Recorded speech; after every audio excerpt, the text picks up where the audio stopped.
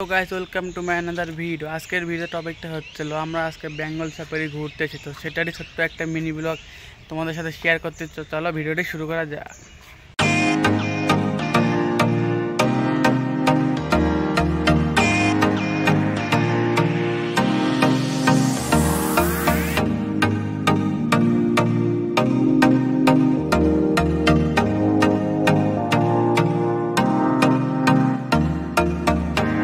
Finally আমরা Bengal safari গেটের সামনে চলে এসেছি, তো চলো ভেতরে যাওয়া যাক।